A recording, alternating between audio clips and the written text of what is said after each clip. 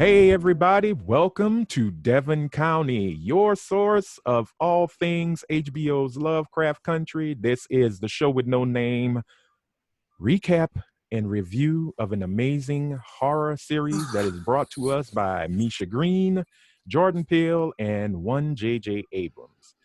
I am your humble tour guide, or one of them, Anthony Sterling, and along with me for the ride and to give you your tour of all things Lovecraft Country is Miss Gadir McHale, Miss Melissa Newell, and I'm going to say this the way it is written on my screen, Miss Ashley Effin Bro. Emphasis on the effing. Right. I kept it PG. There you go. Basically, she is telling you, don't fuck with her. Now, I'm going to take it rated R. So, welcome back. Thank you all for joining me again, my fellow tour guides. Thank you all for watching, fellow viewers. Got some really, really good feedback on the Book of Face, as well as not too much on YouTube, but Facebook. People were enjoying it.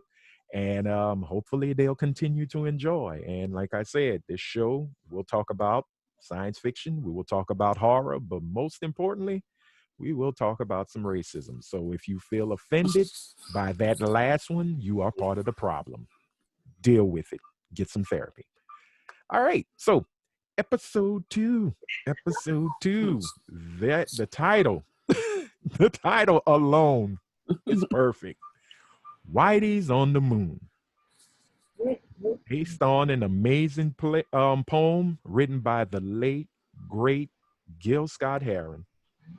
Mm-hmm. And y'all, I'm gonna say this one little piece. Last show, on the first episode, I said, I hope they don't pull a Game of Thrones. And God damn it, they did.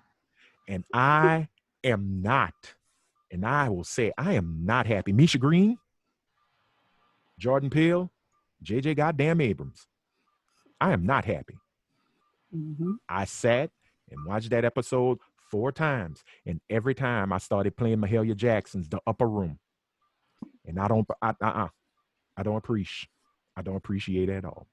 All right, I'm done. That is my vent of the one thing, and we're gonna get to that. That's great. But I'm gonna leave it be. Huh? You gotta do the thing that people don't want you to do. I know. Right. Be true to it and to move it forward. I know it's hard, especially in light of who's lost.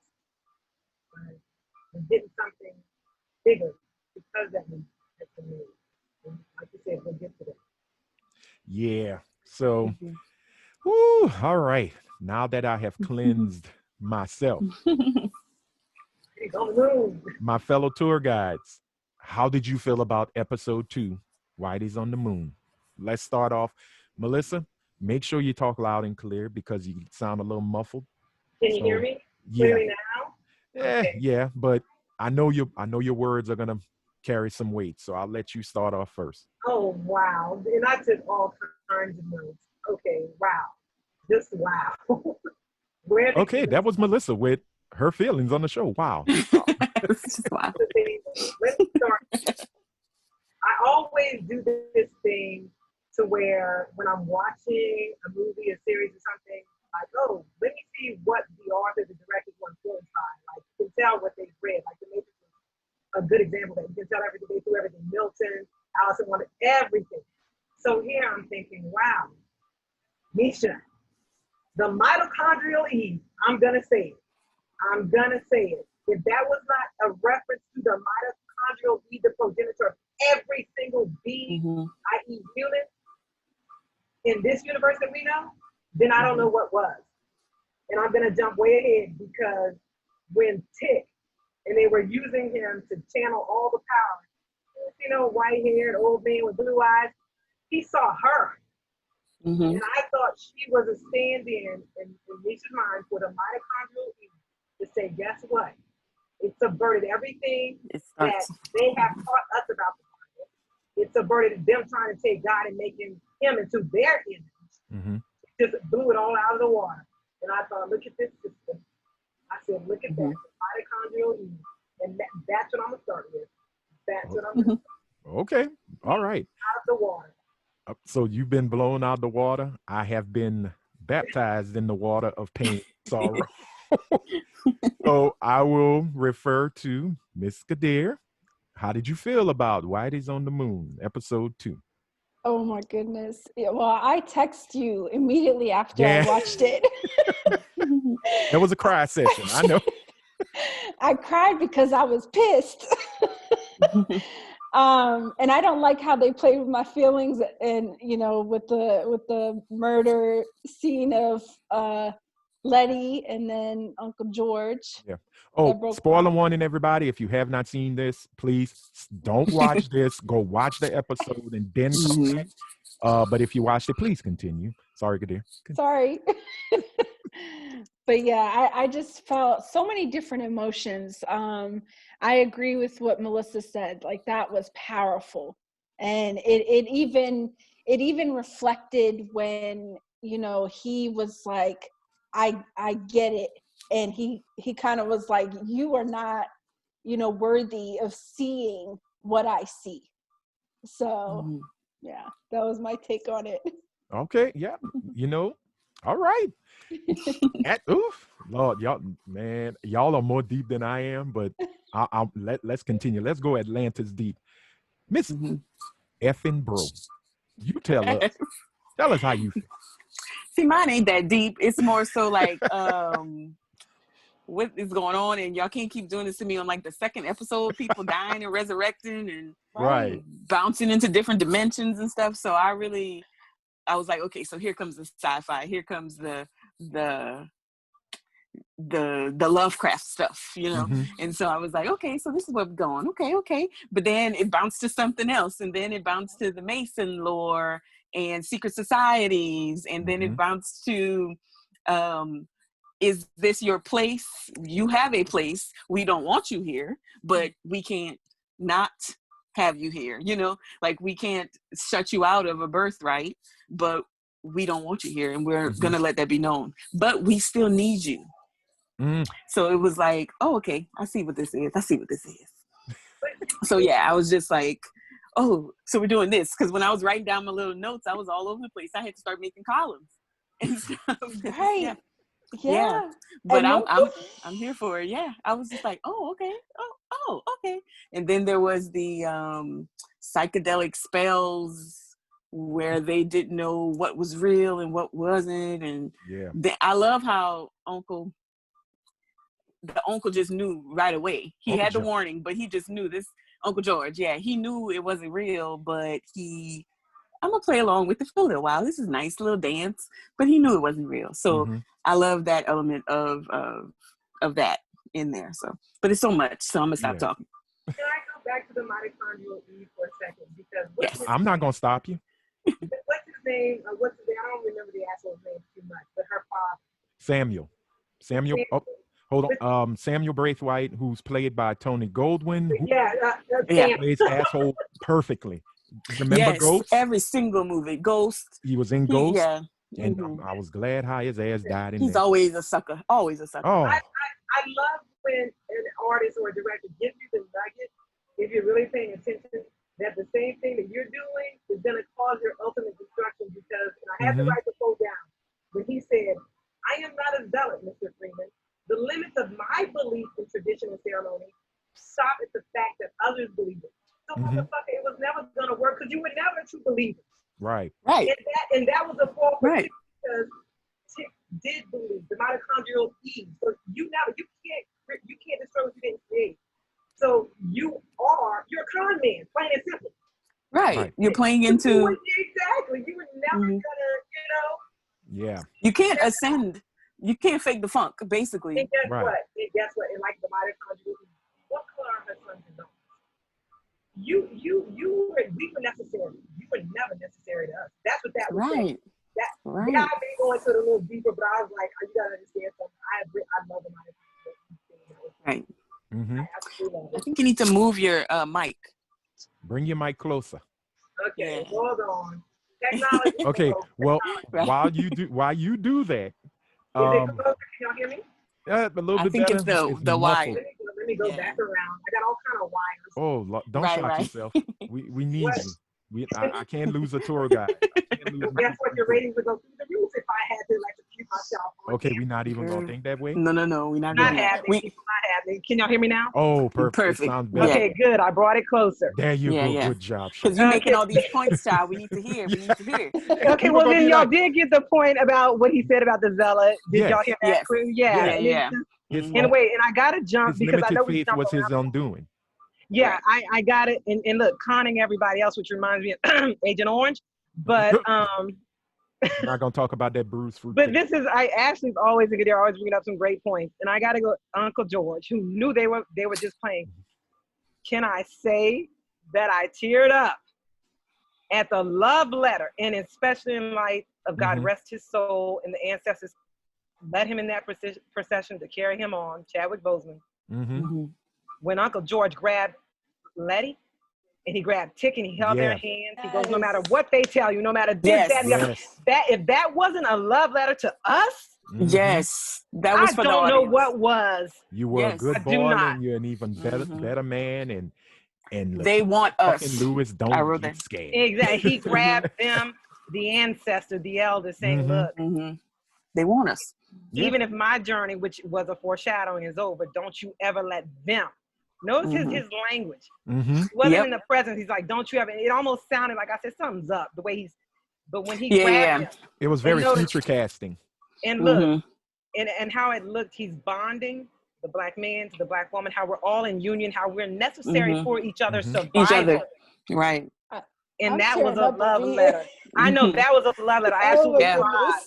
Because how many of us of black and brown people have been told we're not this, we're not that. We don't make the same amount of money they make for the same damn jobs and the same damn degrees.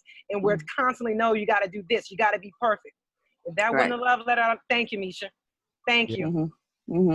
Well, for me, the episode started off with one of the most classic Negro spirituals known to man.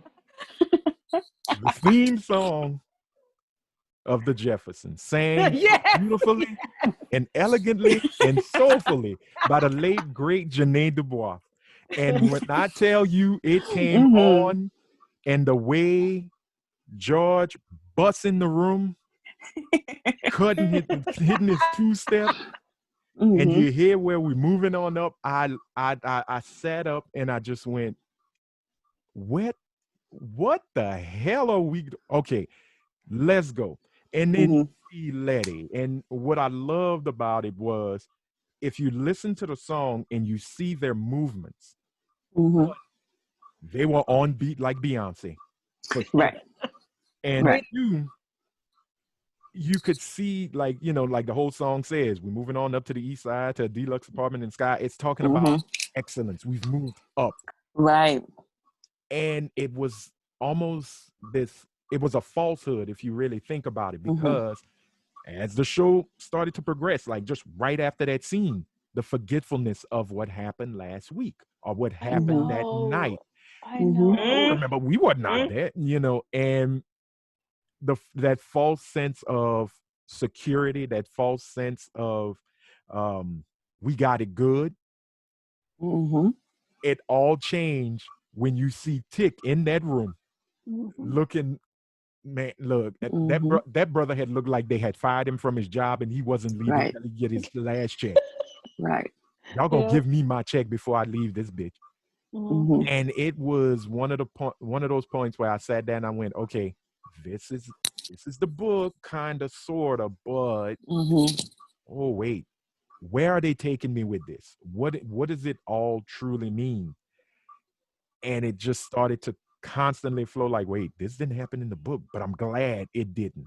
Now there's a little more deeper understanding why they forget, why they what's the whole backstory of the forgetfulness, and why is Tick the only one to remember?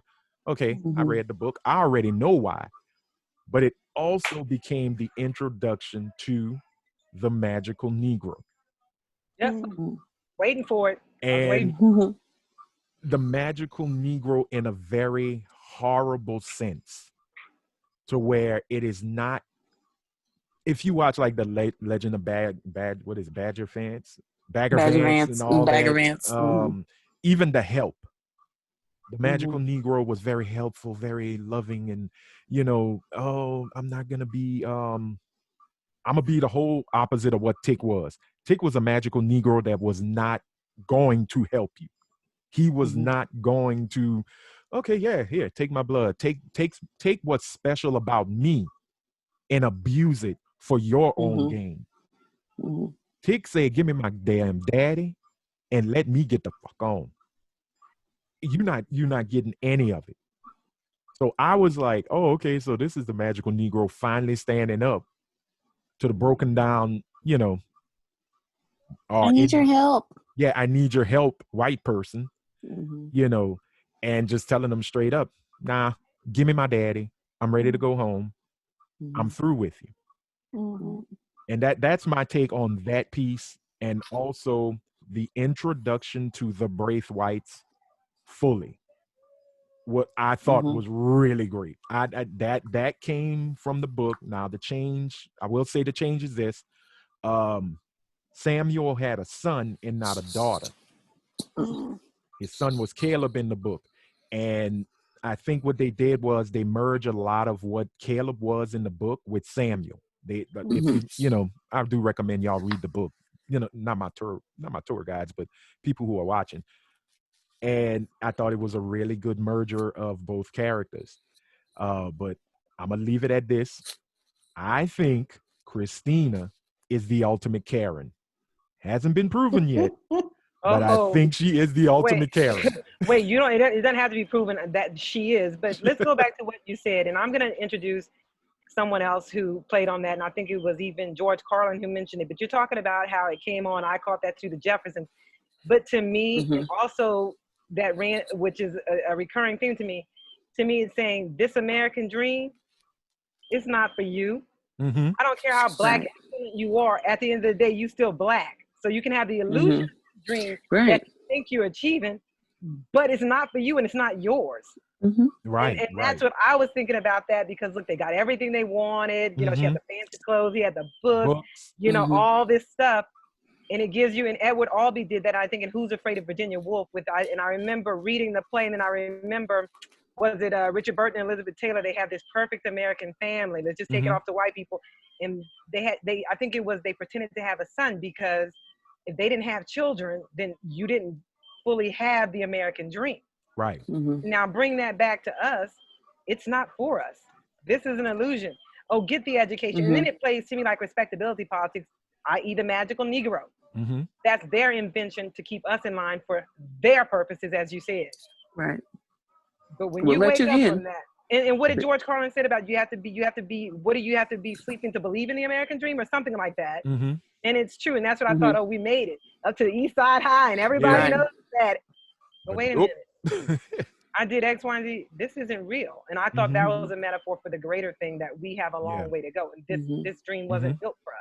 Well, yeah, and I mean, if you listen to the last part of the song, we finally got a piece of the pie. It's like, exactly, you really don't. You don't. It's like you got the crumbs. The illusion. You think you have a piece of the pie. It's delicious. As by their standards. It's but it's a lie. And which goes back to Ashley's point that George saw through it. Uncle George saw through it right then and there. Because he's been through it before. Exactly. Right. And when he went to do his research, because I love how he broke into, they gave him all the books that he would ever want. And it was that one book that unlocked the books that they don't want you to read. Right. Amen. And so when he broke into that and then he became attorney Uncle George. And he found the bylaws. Yeah. Right. And so he found the bylaws and was like, as a black man has to do in this country and others, he has to figure out how to make their laws work for themselves. And so when he got that little nugget that he used later, it was like, Uncle George to the rescue, my brother. Because he just came in with and I love how while he was using those nuggets and that information that was, restricted, the restricted section of the library, like, I'm gonna give you these books, but these are the ones you don't need, but this is the ones that he needed to use to help his nephew to gain what's rightfully his by blood. They Mhm. share blood. They don't want you here, but they can't keep you Right. from it, you know. So I love how he broke into the library, or stumbled upon it, however you want to say it, to get the information that they needed to move forward and to get where they needed to be, and to get the dad, Yeah. his brother. So yeah. Yeah, there's also the part I wanted to point out with Letty, you know, when the dad tried to get rid of her, you know, to kind of like move her out of the way, Mm-hmm. you know, because she, even in episode 2, even with being under the spell, she was saving the day as well, you know. Still they showed that she was doing that. And I just noticed how like they were trying to move her out of the way, and then the daughter came in, you know, and she was trying to, I guess, seduce the Tick with, you know, them bathing him and stuff like that. But he wasn't having it. He was constantly focused on Letty and Uncle George, you know. But it was just the way that scene played out. It was like, that's real. Even in our real life, that's real. Like, women will try, you know, to take the king, you know, and like feed them their feed them their foods, and, you know, try to just ruin the dynamics. So, but only a queen can take a king, and she was no queen. Right. I don't care how under the illusion that she is. No. And it's interesting because that's another thing, the racial dynamics that were playing out, as far as, especially, and I'm gonna go there again, white feminist ideology. I was gonna ask you. And guess what? So I'm about to go there. I knew you was gonna go there someday. I didn't know it was gonna be this early, but I'm glad you did. Let's go here. Let's go back to episode 1, and let's combine it with episode 2. What do we always hear about Letty? Even Montrose said, "Oh, you can't tell that woman they're nothing. She's not the kind of woman you can control." And this, she's always being shown as being strong and self-actualized and not needing a man. You know, there's no rescue that needs, I don't need your rescuing. Right. I can see the bigger picture. I can do this, that, and the other. I can use your assistance, but I don't need your rescue. I got this. And I'll also go back to something Gloria Steinem said, because I've always said, you know what, the suffragists and all of them and half their racist asses, I'm going to just leave that there for right now. But here's the thing, even Gloria Steinem had to give credit. What does she always say? Black women taught me feminism. Right. We were forced into that position by default because of slavery. So we were, and I've always said, the first feminist, the original feminist. And like everything else, white women come and bring their ass in a space when they don't belong and hijack a movement. That still happens modern day. Right. But I have to admit, because I'm petty, I laughed, which we knew when Letty came and conked and killed the white woman who said, y'all are just like dogs and beasts and all this other stuff. Remember that? When they went to, I said, I knew that was coming.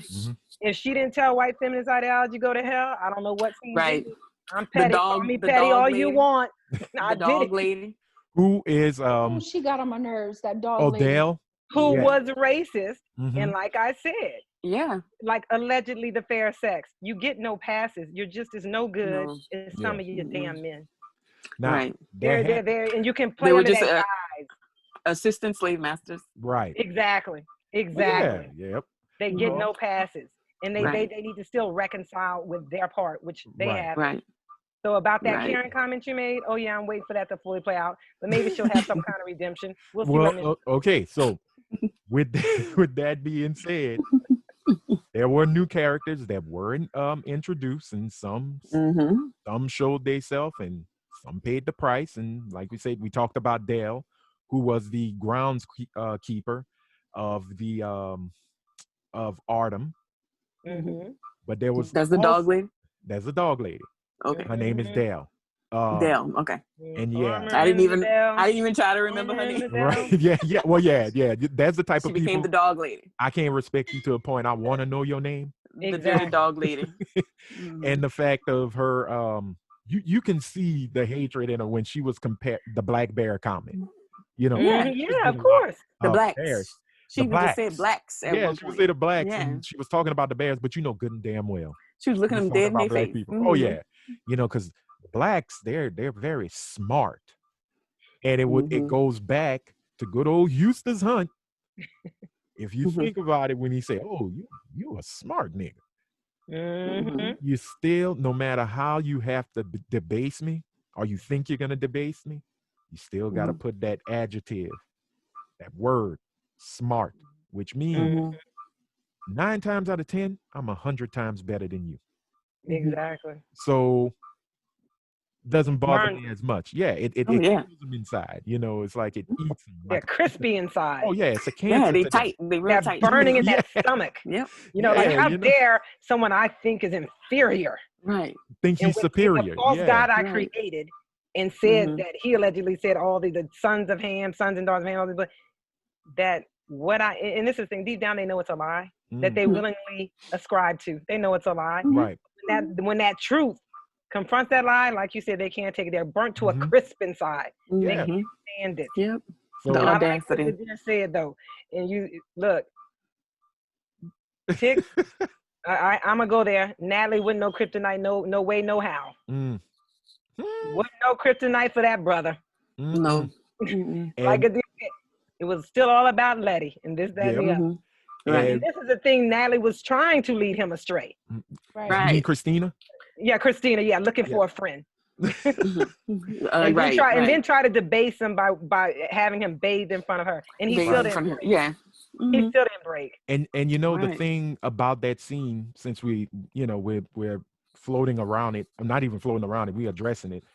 The preparation scene, the moment where she is holding the signet ring that means you're a member of the sons of Adam. And you can see Tick, you could see the wheels, the gears are just clicking. He is hitting it on all cylinders on her. And she's giving this sob story, this whole thing of, oh, you think you know, and you think, and he goes, yeah, well, I know we're both children who are trying to impress or be recognized by our fathers. But I know your daddy don't give a damn about you. And I think it was her, because he said it's not called the daughters of Adam. Yep. Yeah. Because because she said, but because she was trying to be smart about it, like, oh, all this I try, I for all the trying, I cannot become a part of this group. And here you are, easily getting the ring, because you're born a man, which also plays on the bullshit of, oh, you got this job because you're black. Oh, you got this job because of affirmative action. Oh, you got this because you're a woman. Oh, you got this because you're a black woman. And when I heard her, I just went, this bitch sob story is just the same shit I hear every time. When you hear a so-called patriot, a so-called feminist, doing this, and they give that sob story. What about me? What about me? Oh, you got in because of. Look here. Don't hate me because you ain't me. It's just plain and simple. All right. And that's what Tick was telling them. No matter what you do, no matter how hard you try, you will never get in good with that man that you are serving. Right. I don't even want to be here. And exactly like when Uncle George told him that at the dinner. Oh, we really don't want to be here. Right. But since we here, let me put your rules against you. And then we learn a good bit of truth on who Tick really is. And the truth is, he is a direct descendant of Titus Braithwight. And he is blessed with the blood of Adam, the first. Once again, kids, have fun. Play with our people if you want. But when truth comes to light, you're not gonna like what you're being shown. And we all saw at the dinner party all the more white men looking and looking. And also, we had an earlier introduction of William, who I like to call Christina Braithwaite's pool boy. Um, he did say perfectly, look, just because they don't want you here doesn't mean You don't belong. you're not supposed to be You're here. not supposed to be here, right? And Oh, which once again kind of goes to we belong, whether yep. you like it or not. We That's right. belong. We've been here, Mm-hmm. you know. So swallow your pride, go take a shit and mind yours, and let us be here. None of us, none of us asked to be here. None of us went to the creator and said, you know what? I want to live on this mud ball you created. Come on, Right. come on, cuz, let me go. Mm-hmm. We're here. Coexist or we don't exist. Period. Yep. You know, and I Definitely, that love, is the truth. yeah, and I love that scene. That scene right there was that scene on to the end hit hard because it everything just started to swing. But I'm gonna go back and I'm gonna stop talking because I talk way too damn much because I love this show. Me too. It's okay. This is what the show's for. Just cut it, edit. Oh, child, I don't feel like editing. We're gonna give it We'll to him just raw. let it run. We're gonna let it run. run. When we But I do want to say right go ahead. quick, because I'm a consummate Beyonce fan, and coming off of Black is King, yep. Yes, and the song "King Already," that song is just like I was reminded of that song when all of this was happening because it's like you can't stop what's going on because we already here, and Right. you said like it's almost like a get down or lay down situation that I see because you said it's more so about destiny to be here, and that's what I'm getting the vibe from whatever Tick's thing will play out because I don't know anything outside of what we're watching, and so I know he definitely is touched with destiny. We just got to figure out what it is. But what was interesting is they knew he was touched with destiny because they kept trying because apparently the dad, the Braithwaite, whatever, he kept trying and trying and trying, so he needed the son of Adam, the direct descendant of Adam, to do whatever he's trying to do because he can't, no matter how rich he is, no matter how much organs he cut out and feed to people. Yeah, you're not Jesus. You're not even close to anything remotely close to Adam and Eve. So you're trying to create something that just will never happen, no matter how many organs you cut out. The blood of my blood and bone of my bone, flesh of my flesh doesn't apply to you, sir, and it never will. So you could have kept your organs. Amen. A word. And you know what though? But look at what he said. Old, son of a bitch. Well, but anyway, look what he said. And Tick answered Put him. some disrespect on his name. But this is, of course, all of it. All of it. And I hope all the people in real life like that man are rotting. Let there be a hell. I could do without a heaven as long as I know that those motherfuckers are burning. Oh yeah, as long as they burn. For the shit they have done, the evil, the atrocity. But okay, but when he was talking about when he looked at the picture or the painting, excuse me, and the daughter's like this, and he's like, no, it's because for one moment it was, and I'm gonna say for a white man in quotes, this was perfect harmony, perfect balance, order. Then because what did he say? Everything was put in its place. And look who he ascribed to having the right to put everything in its place. A white man. Right. He called himself Adam. And exactly. And that's why his ass got turned to stone and busted up stone. Like Yep. And at first, I won't even say stone. His house fell on him. Cement, whatever. Yeah. I say salt because I think it was more of a Sodom and Gomorrah situation. Or like she just said, his house fell, like Ashley said, his house fell on him. A house with not a solid foundation and a house built on lies will fall. Right. Because remember, it was a replica house. It wasn't the original house. Just like they replicating Jesus and everything else with those and everything else. Everything else. And false images. See what you get, people? Now, along with white that, folks who want redemption out there, repent. Right. Along with that, we also got another origin story. We got the origins of the Chagoth, of the Chagoths. What in the good fuck was that? I thought, oh, she's going birth a calf.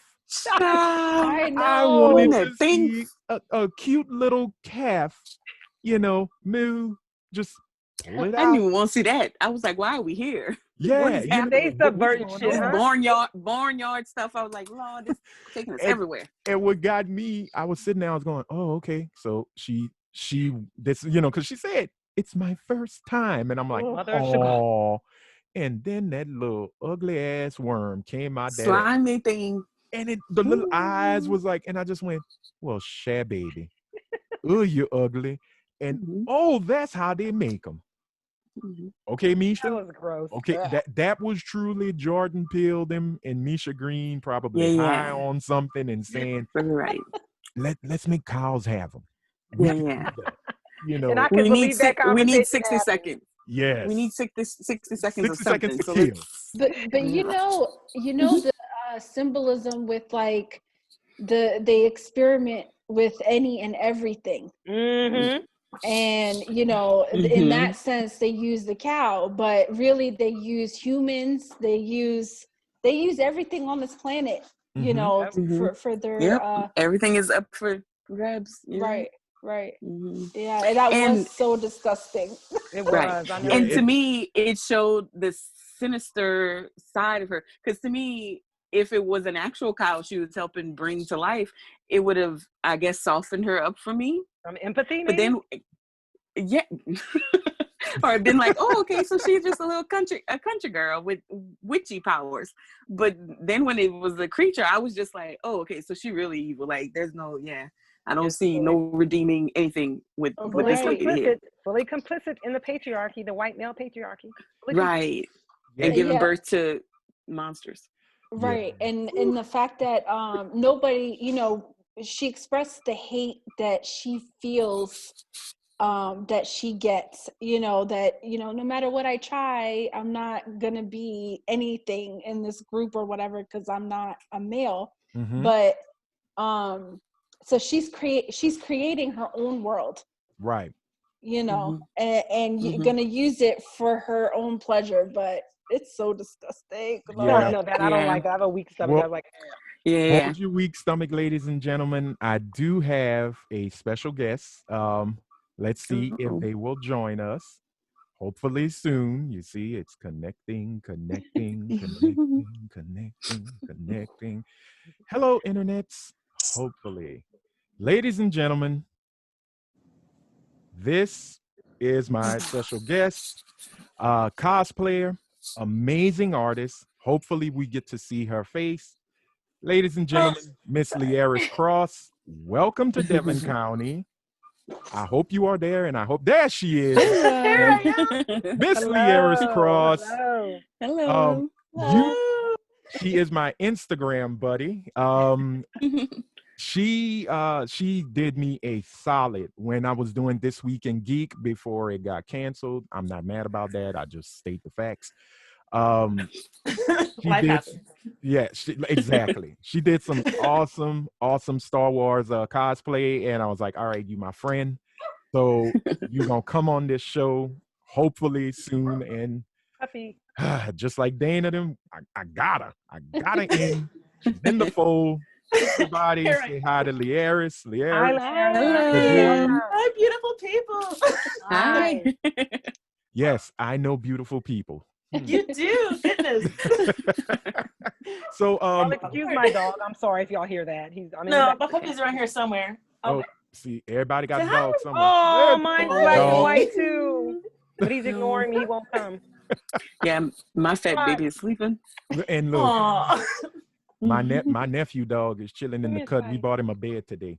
But Oh. anyway, we let me catch you up, Lieris. We were Okay. talking about the birth of the Chagoths in episode 2, the little cute Yes. little cow worms. Yeah, Oh, look, a dog. There's a dog. Hello, buddy. He's There's so another cute. dog. Hello. Say hi. Oh my Okay, now don't give birth to a Okay. Chagoth now. God. I'm sorry. Let it be. Let him go. And So, yes, I'm obvious. His name is Spot. all right. Spot. Oh, shit. So, how did you feel about episode 2, Whitey's on the Moon? And I cried. oh, Okay, right. I did too. therapy. Therapy is in order. Uh-oh. The fact that they played that oh, thank you, love. The fact that they played the song "Take Me to the River," I was like, y'all. Yeah, by Leon Bridges. Yeah. Yeah. Oof, that's That did me in. I was done. It's like, okay, now I'm crying. I'm here. Right. I'm bawling. I got to reattach my eyelashes. But what scene did you cry on first before that? Was there, because we're trying to get I was in Uncle George when he was giving the love letter. I forgot when Ashley said she cried and Gadira I didn't cried. say when. We Oh, never yeah, got She there just yet. said she did. I didn't cry. Like there was like some like little bit like, okay, emotions. Like I'm feeling Right. something, but not yet. But I guess it's when Uncle George is he's dancing with is it his wife? Dora. Yes. Oh, we didn't even get Dora. into that. We never got sorry. into that. Oh, I'll break it down. Too Don't early, worry. too Oh late. no, go ahead. No. We're going all But over no. the show. And the thing is that he even acknowledged like this isn't real. You're not real. And she's like, Right. why does it matter? And I'm like, I get that. Right. No, Right. this is your little piece, your little slice of heaven right here. Take it where Mhm. you can get it. And I'm just Right. Real or fake. Mm-hmm. oh my heart. I can't handle it. And you see I'm gonna just say on that note, let's talk about the music. You brought up Leon Bridges' Oh, yeah. River. Melissa, hold on. I know where you're going, and I'm coming there with you. I know. Because I'm always the oddball. one of the greatest goddesses of soul, of music, just life, period. Miss Nina Simone. And this is Amen. why Amen. Let the church say amen. And this is why I love the song they chose, because it also helped introduce one of the main characters, Mr. Montrose Freeman, played so eloquently Black by Mr. Michael K. Williams. And the song was Omar. He's Omar forever. Exactly. Omar coming. And Yeah, Omar Omar came out the ground. When I seen Omar was his daddy, I was like, oh, okay. I love. And that's what we doing. And I thought it was very powerful the way they used the song and they shot the scene with him coming out of the ground, mind you. The ground. Which I can kind of say is a representation of birth and a representation of freedom. If you think about coming from the muck, the mire, all the things that are piled above you that you have to climb out of, get yourself out of the hole. Yes. But it is the moment he gets up and he's shaking his fist, and you hear the clinking of the chains and his smile, because he's excited and he's like, oh yeah, and then still shackled but smiling. Exactly. And then here come George. Hey, Montrose. And I went, Uncle George, you killed this moment. But it was such a great moment with a great song, and it just resonated with me. Just that shot of him with his fist in the air, even though shackled, it reminded me of those old posters then during Black History Month, with the freedom and the chains are snapping and things like that. And I was like, oh man, that okay, you put Nina with this scene, and I'll be damned if it didn't work. So I was just happy I didn't see was that girl that played that horrible movie, Zoe Saldana. I'm just glad I didn't have a vision of her and Why her you had to nose. do it now? Yeah, I know. She apologized for that though. I'm gonna sip my tea. Finally. Let me I'm gonna have some grace. Okay.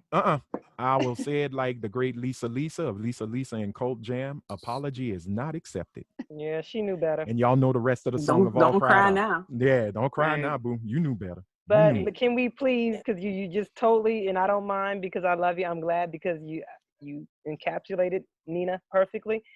But can we talk about how badass it was to follow with Nina Simone, that song, and the very next one use Marilyn motherfucking Manson. Ain't that some shit? Yes. Oh my gosh. Killing strangers, which fit perfectly. That's what I'm saying. I said that was badass. Yes, it was so badass. I wasn't even ready. I was like, oh my God. And the way you say that, Liaris, is basically what we've been saying since episode 1. This show really shows false security.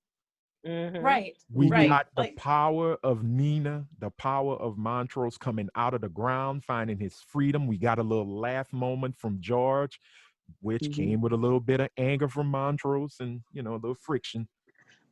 But it's the moment of they leaving, they leaving, they leave. Right. As No, the they're great, well, as the Right. great Letitia Lewis would say, what did she tell him in the first episode? Get Yeah, y'all get your asses black up. ass. Up. We got to get the yes, out of here. got to go. We got Get your black asses in the car. Car. And lo and behold, they are hauling ass. And boy, oh boy, sorry. But with the show, like, I love the lack of comfort. I love the discomfort the show gives me. And it makes me, this is going to sound weird, and just bear with me. It makes me hyper aware of my blackness. Not that, like, you know, obviously I am. Every day I'm like, oh, Yeah. I'm black. But it's like, hey, as a reminder, just in case you forgot, bitch, you black. Right. It's just like, don't sleep. Running theme throughout Don't this show. sleep. Yeah. Don't sleep. No NyQuil here. Nope. You can't. That's what we had said last week. It's like your head is constantly on a swivel, waiting for what's next or what's around the corner or what's over the bridge or over the tracks. Yep. Roadblocks. Another roadblock like they had last week. Another one this week. Oh, the invisible roadblock. Right. That just crushed everything. Right. And what was so cool was when they hit it and you saw the wards light up. Yeah. At the end of the bridge, like right. Freedom, but psych. Nope. Your ass is staying. And this is where they used a little bit of the book, and then Misha them changed it. Where Anthony turns into what the fuck? Why y'all played my heart like a $2 piano? Hurt my feelings because first you scare the hell out of me and you shoot Letitia fucking Lewis. Yes. I was not ready for that. I was not okay with that. I wanted to get on Twitter real quick and write to Sister Misha and say, look here, sis. I don't be mad with black women. I don't be mad with people much. But when you take somebody that I have enjoyed, even though for one goddamn episode, and you take them out, I'm gonna see you on them streets, sis. I'm gonna see you on them streets. Yes. You're not gonna take it. And we finally see Samuel be, like Melissa say, an asshole to the nth degree. Because I'm gonna take what you love. I'm gonna take what you love. And ooh boy, was that not just straight up colonialism. Yep. The colonizer thought, I will take everything that you hold dear, your family, your culture, your religion, your gods, your history. Matter of fact, you know what? I'm gonna take your life. And Uncle George, Letitia, and it was supposed to be this lesson that pissed me off to no end, but it was so well done.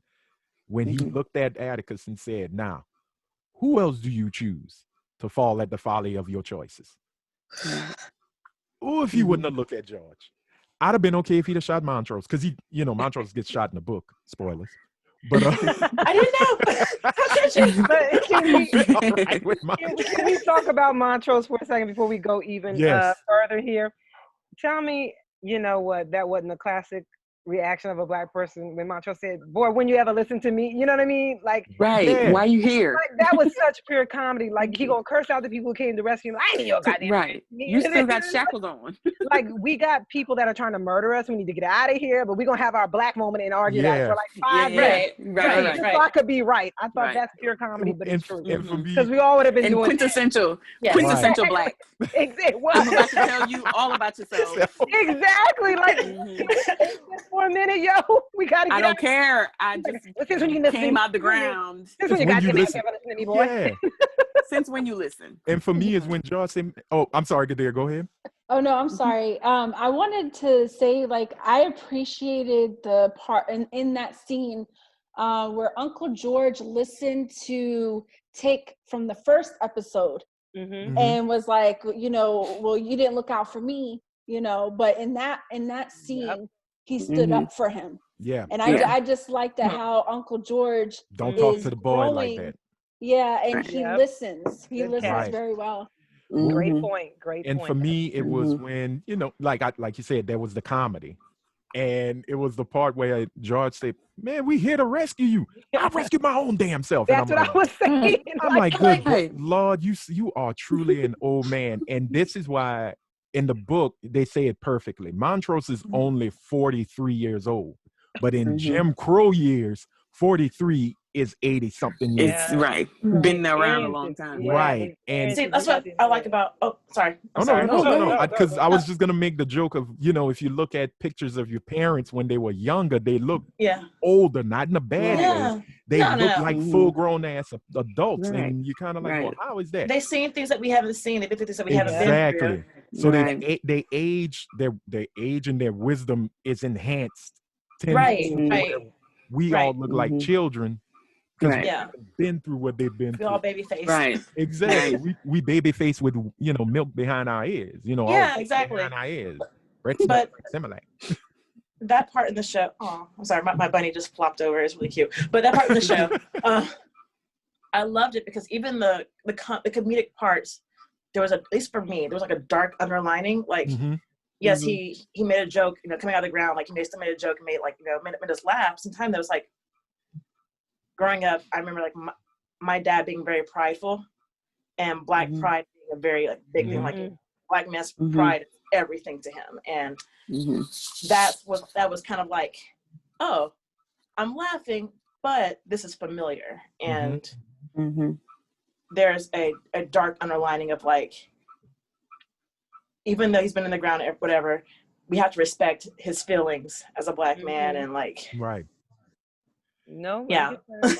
And Mhm. and harping on, you know, what you just said, the scene where there is more truth about Tick, but there is a throwback to episode 1 where Tick and George are having a conversation about, why didn't you save me? Well, I should have saved Montrose. I should have saved your dad. And it all comes to play after George gets shot and they're in the bedroom. And George is laying down and they have their conversation. And George, and this is the part I love, because they gave Montrose a little bit more to chew on, a little bit more of him to show. Mhm. It's when Mhm. George asked him, why you never drew Dora? And if nobody knows who Dora was, in George's little mind game, the woman he danced with is Dora, Tick's Mhm. mom. Tick's mom. Mhm. That's Tick's Mhm. mom. Okay. Okay. Saw that one And coming. now, if Mhm. you listen to them, Wow. Dora and George were talking about, oh, you remember when we just used to sit out and Mhm. used to do He had this her and do picture that? in his wallet. Got his Yep. picture. Well, exactly. Mhm. And George gave us another clue in the forest when he said, man, there was something your mom told me about her ancestry. Mhm. I And caught Tick you. look at him and say, wait a minute, you know, but me and Daddy never knew. Mhm. And it all leads up to the moment he looks at Yep. Montrose, and Montrose told him straight up, don't talk about my boy. He may not be yours. Mhm. And when George said that, I look at the book, I threw the book away. Mhm. That is not a part of the book. Mhm. Oh, the brothers. Okay. The brother Loving the moment, same woman. loving the That's not same woman. That's not a part of the book. And what because I saw when he danced with her, I said, oh, we know where this is gonna lead straight exactly. to. Mhm. And Right. what got me was just before that, why didn't you draw Dora? I remember when you were younger, you used to draw these colorful welcome signs, and you go and greet the Negro League players. If you don't know who the Negro League is, please Google that, people. Yes, please do. Your Hero, time is up. You should know. yeah, you should know. But If you don't know, don't even worry about it at this exactly, point. Just exactly. just shut Look, up. just go watch 42 with the great Chadwick Boseman. You'll know. Right. Because y'all, yeah. Exactly. Legends of the Game, another great movie. But he told them, and like I said, it alludes back to episode 1. George told Tick, your dad became your dad because of our dad. And when Montrose looked at him and, and he said, why did you stop? That is right cross.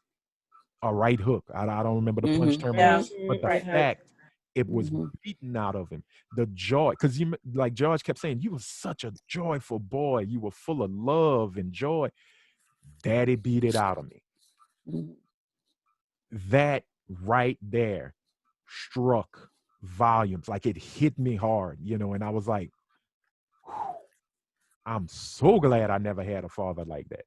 Amen. Yeah. Because to rob a child of what's pure to him or her, to take away something they love with Montrose's drawings, to him being a beautiful kid, and you molded him to become this ornery, just Alcoholic. Alcoholic. Yeah, because Montrose loved his drink.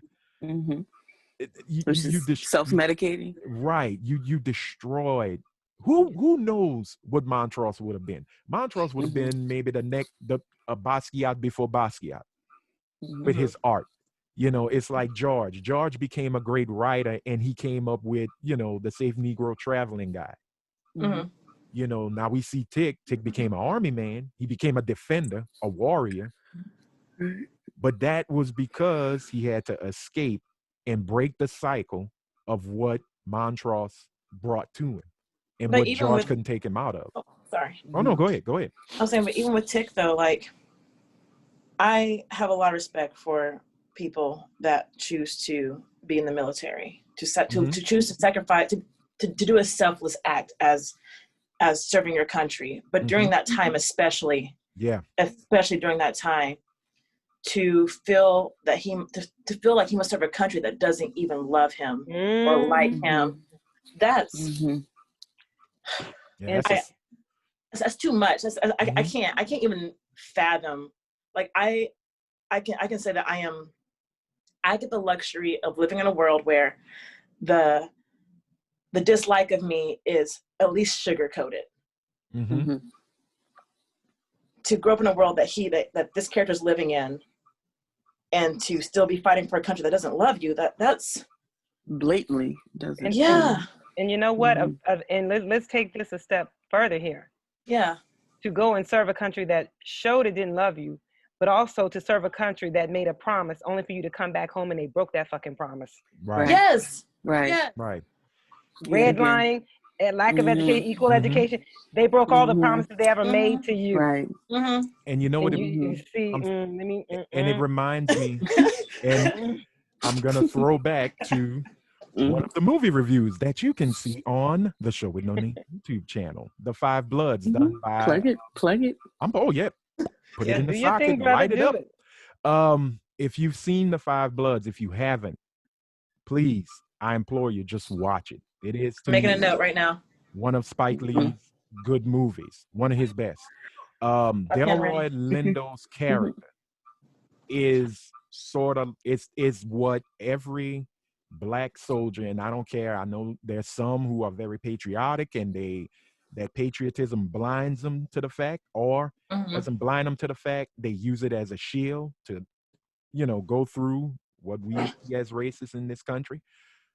But a lot of them were sold broken goods. Go fight for us. You will be respected. If you come back, mind you, you will be adored. You will be thanked. You will get benefits. You will get this. And when you come back, you are broken. You are thrown away. You become the invisible man tenfold. And there's nothing to bring you any kind of happiness from it. Like you become broken. Let's bring this full circle. America did to Black men who served them what Montrose's dad did to him. Yeah. Stole their fucking future. Right. Yep. Use them up and in stealing their future, you've also stole the futures of their children. Their children. To a certain extent. So you become content in the abuse, basically. The abuse becomes normal, which is one thing in the show that both the first episode and the second episode portrayed beautifully, to where it made my my skin crawl is the fact that, like, I know we're not on the first episode, but got to address this. No, no. Is that okay? Is that okay? Go back Okay. if you got So, stuff. Do you, girl? okay, so like when they were running from that cop who was just like, okay, you got until sundown, sundown county, you got till sundown, and they were running from the cop and everything. Put And some disrespect on his name. That's Eustace Hunt. No, I can't be laughing right now. It's a serious moment. I'm sorry. Bad Anthony. Sorry. But and they think they're in the clear, and they're laughing, and they're they almost fucking die. Oh, can I say fuck? Yes. Have you heard me? Oh, We're adults. I wasn't sure. This is not going on Nickelodeon. For doing that. Maybe Nick at Night. But no, they almost fucking died, and they're like, because they're so content. They're so content to the abusive norm that they live in from day to day, that the idea of almost dying at the hands of another person because of their skin color is funny. Like, they're like, oh, we lived, haha. I'm like, yeah. I'm over here like, if that were me, I'd be crying and like rocking and Right. And I just. But it's everyday life. By that. Yeah. Yes, But everyday life. Oh, go ahead. Oh, I'm sorry. I'm done now. Well, to piggyback on her rocking and crying, because that was the image of Letitia after she got shot and resurrected or whatever. And that goes back to the frailty of women, Black women specifically. After we go through something, we make it out, we're expected to just bounce back. So she runs into a bathroom and just has her moment of crying because she knows it's not over. But she had that moment where she just had to, because up until now, Letitia's been unstoppable. She's been the ones that's saving them constantly, the one that's saying she's been Letitia fucking Lewis. And so she gets shot, she gets hurt, she dies and comes back, and now she has to deal with that, and so she's rocking in the bathroom, which shows that we're not superheroes, we're humans that have to deal with that. But that plays and that's on real life. Oh, sorry, but that plays on to like I love the correlation of the show with real life, and I feel and like I think everyone should see it. I don't like, no matter what race you are, you should watch this. But as a Black person, Black people should definitely watch it, because there are things that were just like, oh yeah, that is a norm. That is just like, it was like an eye-opening thing for me at times, like because I live in a predominantly white neighborhood, and like I'm mostly white people, so sometimes I am blinded to the norm of my past, and it's like this show was like, hey, remember that shit you went through when you were younger? It's like, oh yes. But like with Letitia, like I love her as a character so much, because she is a perfect example of how the Black woman at all times is the rock for and the pushing force for Black men. Like we're the engine. We're the ones keeping them, going and motivating them to do their best and be the best they can be, and without honestly any credit. Like it's a thankless job. Yeah, and while trying to keep your head up in the midst of it. Yes. And I think what you're saying with everything really gets encapsulated in the scene with her and Tick, when you finally learn why. Well, this is one of the reasons she ain't went to Mama's funeral. And Tick was talking to her about, what happened when you ran? This is what, you said this prayer. And she said, the last time I said that prayer, I was a child. And we learned that Letitia was a latchkey kid. Mama would disappear at all times. Neglected. And to see her just be, how can I put it? Not afraid. Vulnerable. Vulnerable.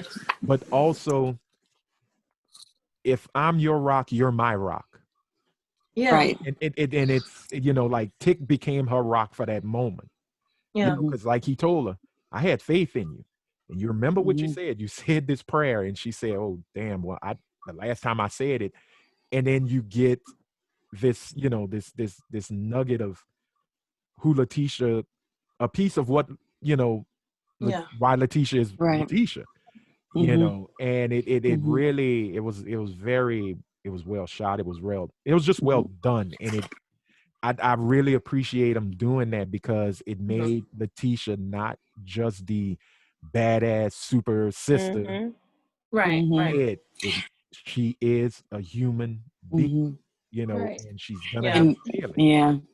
And what he said to her, even though it was fake tick, was don't you diss it tick. wasn't real. It wasn't real. It was real hard. Yeah, it was fake tick. Right. But he said, or the fake tick told her what she needed to hear was, I will never abandon you. Right. And that's what kind of sealed the deal. That's when, fake tick started busting the move. But well, let me tell you something.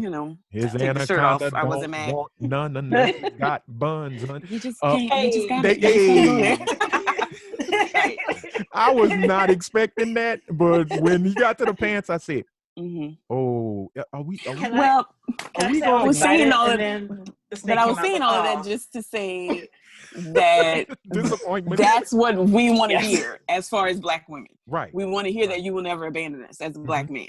Because that goes on. So that was my whole point. It was just fake tick said what came out. Girl. Then the snake came out, y'all. Once But again, we're not gonna talk about my life like that. None unless it got buns, huh? He also did that in the first episode when he was telling her, "Don't fear." Fear is not. We need you. Yeah. Yeah. I love that. That was the real tick. Right. And when we, I'm sorry. No, I was just gonna say, when we see these hallucinations, we see ticks, and that one, right? I didn't get that. We go backwards because now you got to go back to episode 1, the Princess of Mars. Okay, she's the woman, the pink lady. The pink lady, yeah. That is Gia. Oh, okay. That was Gia. Because I was like, wow. Okay. Remember, he made a phone call to Korea. That's what I was gonna say. Yeah, I'm sorry. Okay. Yeah. That is who he was calling. Yep. Now, the crazy thing about that is, are they gonna even go? Well, they have to now. Are they gonna go further into his time in Korea? Because remember when they George and Letitia them was still trying to figure out what the hell are you talking about? Dirt, this, monsters. Well, he went to war. He might have came back a little broken, and it was like, is he suffering from PTSD, shell shock? Because it said, is it shell shock? And when I didn't think Tick heard him, but he had that military. He heard. Hey, shell shock! I saw the damn thing. But that scene shows also how much little respect we have as Americans for those that serve, and I love that they kind of like managed to slip that in. Jump to that. Yeah. Like, hey, by the way, also fix this, America. Do better. Hey, VA, you're supposed to be fixing this. Yes, VA. Right. So it's one of those things where, it's 1954, but I'll be damned if it's not happening in 2020. Yep. Exactly. And it strikes me as, how can you be mad when? Well, no, I can see why you're mad, because you don't want the truth in your face. Yeah. And you damn sure don't want it with your entertainment. Yeah. But, sorry. Misha said, fuck that. You gonna get a lesson. Shouldn't have taught us how to read. Exactly. Oh, and then we still, even if we didn't know how to read, we knew how to read that language. You know what I mean? Yeah, exactly. Even though we had to turn the paper upside down, and they thought, oh, look at that poor dumb nigga don't even know how to read. No, poor stupid motherfucker. Because and we learned how to read. Well, your dumb ass thought we weren't. Views expressed by Melissa Newell are for her and her are absolute truth. Are absolute truth. And you need to deal with it. And welcome to Devon County. I love it. Supports it. So we might as well. Oh boy, I don't want to go there. I don't want to get there. I got my passport. I'm ready. Okay. Let's go there. Where are we going? I guess it's I time don't to know, but I'm cry. ready. I guess I know, me too. seriously time to cry. Oh, I already know. It's time to Tears. break out the Tears. missalettes and call Sister Patrice. If you're not watching P Valley, you don't know who Sister Patrice is. I said, please watch. I gotta P catch up Valley. on that one. I need Please to catch watch up P too, Valley. But we have to say, you know what? Let's hold on. Let's go into the ceremony. Got my passport ready. Okay, Hold on we're gonna to get it. there. Hold on to it. Yeah. But let's talk about this ceremony because we did talk about it earlier, and I want Lieris to be a part of this one. Okay, I'm excited. We've met the asshole known as Samuel Braithwight. We met the sons of Adam. We know, and this is why I say it reminds me, and if I'm wrong, I'm still right. What they are doing to Tick reminds me of the medical industry with the Tuskegee experiments. Yes, thank you. Gynecology, Yep. with phrenology, with the study of the brain, with Henrietta Lacks. Like Gadir said earlier, what they do and how they experiment. This Been doing it. was the taking of our black magic, our blackness, our so-called superpowers, and making it their own to bastardize and to just demonize and take what's beautiful, mind you, the supposed Garden of Eden, where man was immortal. Yeah. And when Christina said it, I did just like this. I said, well, ain't that like a white man? They have to be immortal. They have to be remembered. If you can't be remembered, you're nothing. And they don't want to be nothing. They want to be something, and they want to be something powerful. And Samuel Braithwight, whether you like it or not, just like Eustace Hunt, represents every cop that has killed an innocent or an unarmed black person, or just an innocent unarmed black person, period. Samuel Braithwight is every greedy, fucked up individual white guy that I have known coming up, that whose grandfathers and fathers sadly taught their sons to be just like them, and to take, to rob, to steal, whether it's taking it, lying, stealing, killing, however they get raping, raping. And also, once they do all that devilish shit, they want to be remembered and glorified as a heroic, or righteous, and They righteous. They want a statue. And that was Samuel Braithwight and the sons of Adam. I'm sorry, Gadir, go ahead. I'm sorry, real quick. Is it just me, or if you watch any of like movies, series, what have you, if they start speaking in tongues, I'm like this. I don't care if it's fake. I don't want to hear it. Yeah. Willful ignorance. It's willful ignorance. They do not want the truth in their face. Right. And anybody remember what is it? The Man That Shot Liberty Valance? You remember that movie? Remember the end? Vaguely. When the lie becomes the truth, print the lie. Because, okay, if you've never seen this movie, and yes, I love my old Westerns. Thanks, Dad. Jimmy Stewart. I feel like I was forced to watch that. Hey. Me too. Like as far as like old Westerns were concerned. Oh yeah, it's an old Western. Westerns. But it's a Western where at the end it is a scathing criticism of media, journalism, and just all around history. Jimmy Stewart plays a man who was celebrated for killing Liberty Valance, who was this badass, and come to find out it was John Wayne's character that did it. And James Stewart's character takes all the glory, all the praise, and he gets interviewed about it. And when the guy finds out the truth, because he tells him, he says, well, aren't you gonna print what I told you? And he says, to be honest, when the lie becomes the truth, print the lie. Because the truth is, this dude shot him. He was John Wayne's character was kind of like this, drunkard. No one really cared for him. Yeah. It's easier for people to see a hero that looks like a hero than a hero that looks like a drunkard. Yeah, exactly. So yeah, that's the thing with Samuel and the sons of Adam. To me, is they want to write the history and be immortal. It's happened in every society, from the Romans, even in the motherland. Every ruling class wants to be known as the hero, wants to be known as the conqueror, wants to be known for a legacy of we the shit and you gotta love it. And with Samuel wanting to be immortal, it reminded me of the doctors who experimented on black bodies looking to be immortal, not necessarily save the world, maybe save white folks, but they were not looking to save black people at that time. That was not their thing, but they wanted a legacy, and they wanted, like Ashley said, give me my statue. You know, they got their flowers on the most horrendous terms ever. And for Samuel to do what he was, and the whole group trying to do with Atticus, was take all that goodness and bastardize it for their own personal gains, and mainly Samuel to be immortal.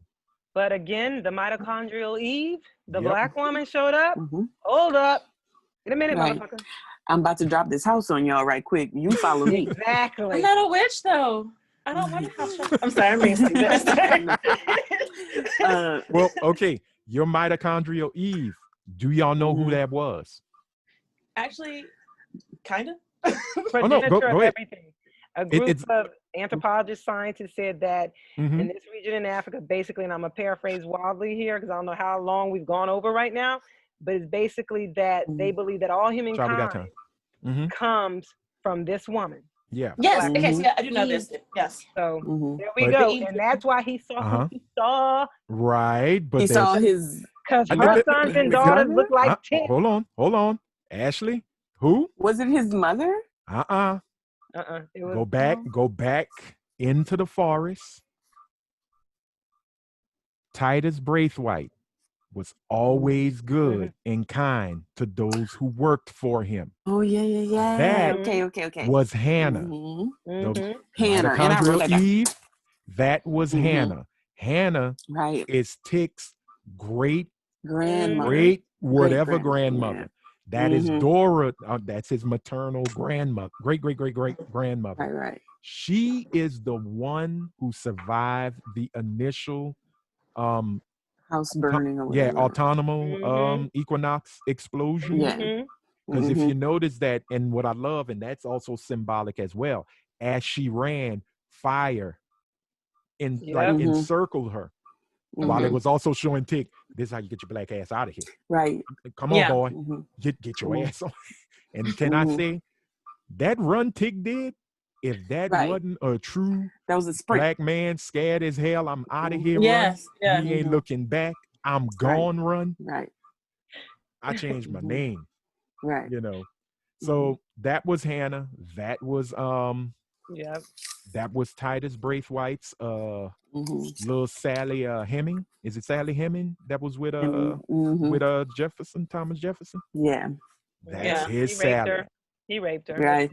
Well, not make a rape a love story. They wasn't in love. I don't care what the history book. She ain't had no choice. Exactly. Well, like they want to write them. No, how does the old African proverb go? Until the lion tells the tale, the hunter will always be the hero. I know, and that's what I'm. I know. Well, let me use another philosopher whom I love, Bob Marley. Here, you got to chant down. So even if you put the lie around the world, guess what? The truth will be spoken to power. So Babylon will be chanted down because that's what they created. Babylon. See? Exactly. That's what they did. Right. We get there. We see the whole thing unfold. We did talk about Christina and Tick's conversation before the ceremony. The Karen cry, as I like to call it, of how, you got this just because you're a man, and I, who worked so diligently and hard. I was like, you sound like Susan B. Anthony right now. You need to back up, sis. This brother don't even want to be around y'all asses. He just want his partner. Right. And he's got to And play his the woman. game. And his woman, Yeah. who was resurrected. Hallelujah. Mm-hmm. But why must you give me your sob story? You ain't gone through nothing. And that was just outright. I really wish Tick would have just looked at it and go, yeah, here you go. Here's some tissue for, here's the smallest violin playing for your fucking problems. Okay. Oh, ladies.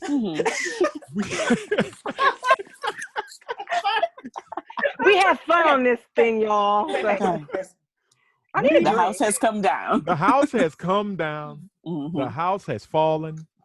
Yep. Samuel and his homies got turned to ash, salt, cocaine. I don't care. They are dust. They are gone.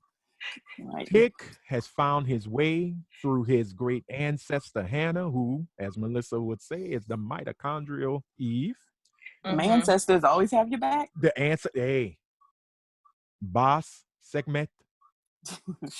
Not getting Tick in the Great Veil yet, because Hannah say, "Oh hell no, this baby got to live." So he escapes. The lodge comes tumbling down for the second time, and we get the moment of moments. Oh Lord, Anthony, don't cry. Woman, I'm a man. I'll cry when I want.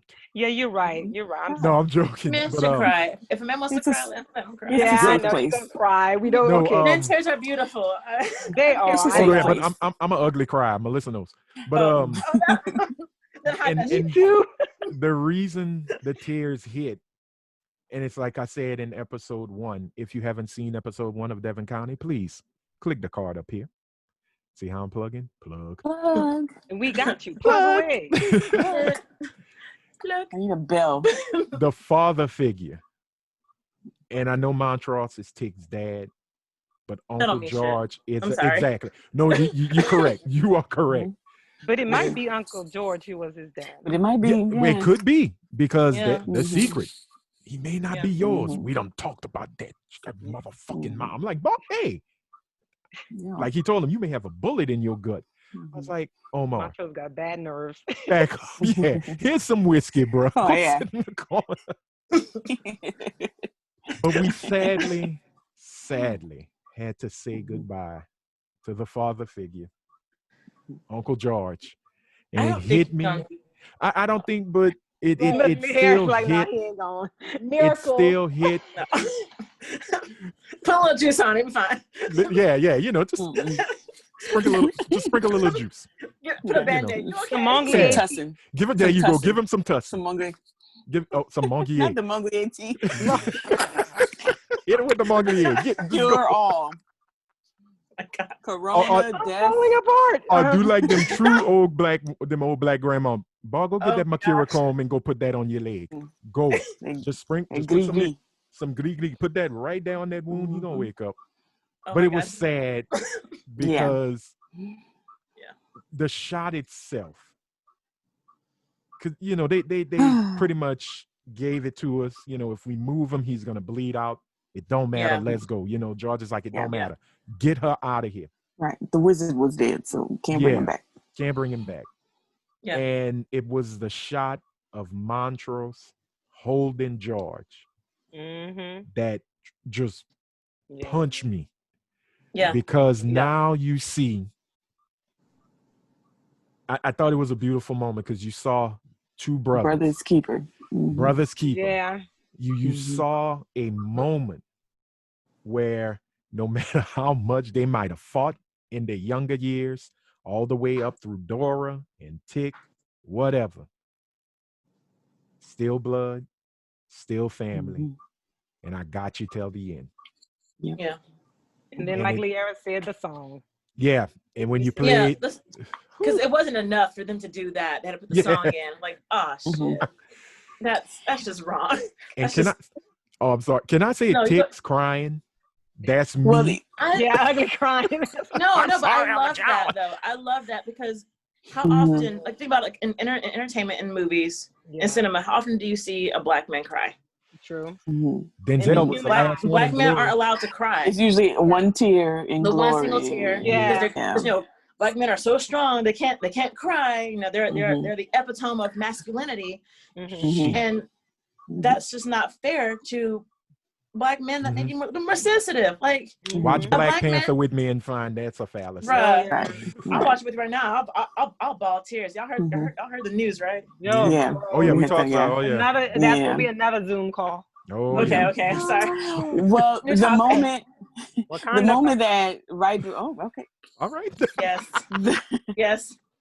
The moment right before that Uh-huh. was, one, the epitome of acting for me, and two, the look. Because before we panned to Uncle George, there was the moment between Letty and Tick where they just looked at each other, and he was hopeful and she was you could see the sadness in her eyes, and they spoke no words. Right. It was just the look. And it was for a long period of time before we even saw Uncle George. Yeah. And I was just like, the acting in this was superb. That's where I was. I mean, I don't cry because I'm a thug, but I just... we love our thugs. I felt it. Ashley effing bro is from them streets. I don't drop no tears, but I felt it in my soul, because it was just like having to tell someone that someone who was a father figure to them died is probably the hardest thing. So she didn't have to tell him. They looked at each other, and he knew, and that's when you know. But once got again, a little touched. That's Letitia being like the Rock. She is. She's still being even. She got shot. She came back. She been through bit through hell and back, and she's still the fucking Rock for everyone. Right. And okay, I gotta bring in Gadir, because me and Gadir had our tearful moments. So Gadir. Yeah, all of that, kind of that whole scene it just brought tears to my eyes, and I also felt like, even though he died, let's hope he didn't, that I'm Uncle glad George is he Jesus. died in the arms of his brother instead of the other side, in a strange place, or lost in we saw the house was collapsing. He could have fell, he could have been in bed and boom. Right, exactly. And I don't think the daughter died, though. I don't think she died. Oh no, she a witch. She's still there. I'm not gonna say. I'm gonna stay quiet. Can I say one thing? It's kind of a random little tidbit, but it's still about the show that I adored. Okay, so Letitia, when we first saw her, her hair was done. It's all nice and pressed and curled. I love the fact that her hair converted back to natural state. In the woods, they got frizzy and shit. I'm like, because this is a show by Black people. I love that. Your hair is not gonna stay. Thank you. The edge is not gonna stay. No, this is Black excellence. That's like I would have walked out of there looking like Tina Turner. Me. Thank you. Yes, the hair is not gonna stay slick. You just ran out of a building that was collapsing. Yes, ma'am. So that is an excellent point. With how often her hair converted, just running around, being out at night, And I'm gonna be petty. Humidity. I'm gonna be petty for a second and say, be petty, just petty, because Letitia was petty, but she spoke a lot of truth at the beginning at the breakfast table. I need salt. White people. White people don't season their food. Yes, I sat there and that's not petty. That's fact. Thank you. Thank you. I kind of wondered, like, if J.J. Abrams and all of the people at HBO did double takes looking at each other and going, well, we use Mrs. Dash. We use too. And accent is not seasoning. Lowry. No, Black folks use Lowry's. I'm sorry. Thank you. Well, we use Tony Chachere's, but but at and the end of garlic the salt. Yeah, but it just, I was just like, thank you, Letitia. Thank you for putting it out there. We've been saying it for as long as our ancestors came on that boat. Y'all live near the sea with salt beds. Use them. Season your food. You got access. You got access. Use it. That little white girl on that thing of salt, she's showing you how to pour. You did I'm not not go talking after the about morning high girl. blood pressure, death pour. I'm saying Just give me a little sprinkle here and there. Just Sprinkle, little Yeah. salt bae. Salt Little bay salt that bae. bitch. They You can't know, take seasoning though. hey, look, Systems weren't built for that, obviously. I'm sorry. Mhm. If they can take a people from a land, they can take some salt. No, I agree, Mhm. but I'm just, but That's you know, my fact. their That's my delicate fact. sensibilities only go so far, Anthony. Yeah. I- You can't, what's that They little can lynch, saying? murder, rob, you steal, could kill, replicate. but You could replicate, but the sauce is always different. We created the sauce. I know. My cup empty now. There's not much tea to give. Oh gosh, Mhm. it wasn't tea, baby. It wasn't tea. look, I said we should. That's what we should all do next time. We would be so lit. Bet. Mhm. I don't But drink, always say, but I Little do. wine down, little use- wine down. But I keep my 0 proof water when I'm ready to get twisted. Leas, you might have to DM me what was in that cup so I could try it out. Right. Oh, it was good. I can It tell was you. called Life. Yes, I think it was called Life. it's called Life. Because and nobody's sponsoring this, so Right. Yeah, Right. but You know, and I started to have It's some called vodka life. and orange juice. I said, So- you know what, it would be good to have a screwdriver. But I said, I'm gonna be decent. That You know sounds what? yummy. Yeah. Since y'all all want to be a bunch of Montroses, What? Don't do me like that. Leave Montrose Omar alone. we Okay? have to, He got some sadly, issues. he's got I mean, issues. I'm hard. I'll be my trust. Now- I'm hard. Okay, but with No that tears. all being said, the episode did come to an end on a very, very sad, heartbreaking note. I played The Upper Yeah. Room. I played Troubles of the World. I Yeah. found my Mahalia Jackson collection and just Mhm. Yeah. because Yeah. Uncle George, like I said in episode 1, Uncle George reminded me too much of my dad, and to see him go, Mhm. No. it hit, and I was like, he was dad. He was the dad Yeah. of Yeah. both of everybody, from Montrose to Letitia to Tick to Diana. He was Yeah. dad. Yeah. And it was sad to see him go. But like Melissa said, when he gave that speech, that was him getting ready to join the ancestors. That was him. A letter to us. It was, they can't destroy you. They just can't, no matter what they do.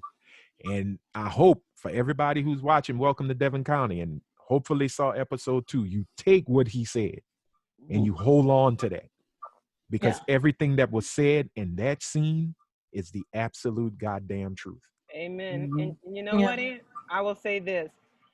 We look at it, and I think even Africans look at it, that life is linear. It's you drop a body and you keep going. So there is actually, for them in some, there is no point of death. You just drop your body and continue on. And you can look at Uncle George as that line breaks at that point, but guess what? We keep that line still continues on through Tick, through Letty, through. So you see, it's unbroken. It's unbroken. There's a break there, but it keeps going. We got Liara's holding our dog. Let's I'm sorry.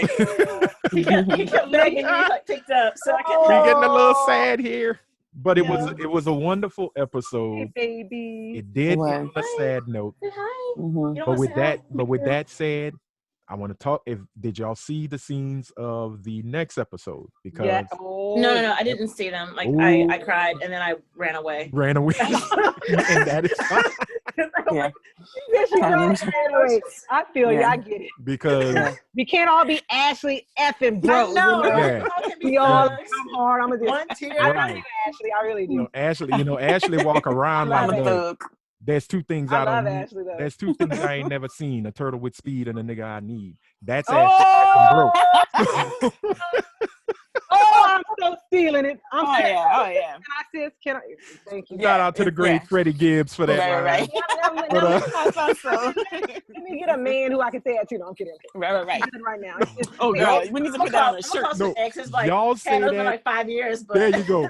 Y'all say that. Please put that on Instagram so I can just go. It was nice knowing you. You need to put that in the caption.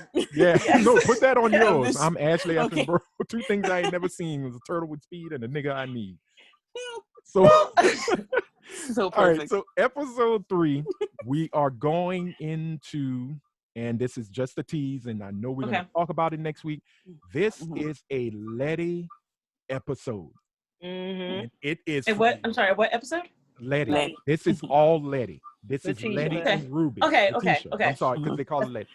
That fights me. I'm happy. I love And- Letitia. This Yes, was one I of wore the red lips for her. that is. I know. I It's saw very you. cute on Look, you. been Ooh, the peeping red there. lip. Had to do it. Had to do it. So She's my fave. we are going to see one of my favorite parts of the book. And this is where the true horror kicks in. But it is horror told by Black folks. Even though Matt Ruff was white, this is Black folks letting us know how we handle horror. Mhm. It goes the route I'm hoping it goes. We about to laugh. We about to scream. We about to say, "Oh, bitch, no." But But I am definitely drinking through it. But what we will do is Me come too. out of that show happy. And Okay. I hope we come out happy because episode 2 left us on a very, very sad note.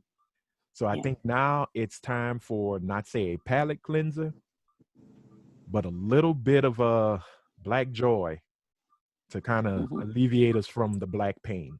Right. So We need.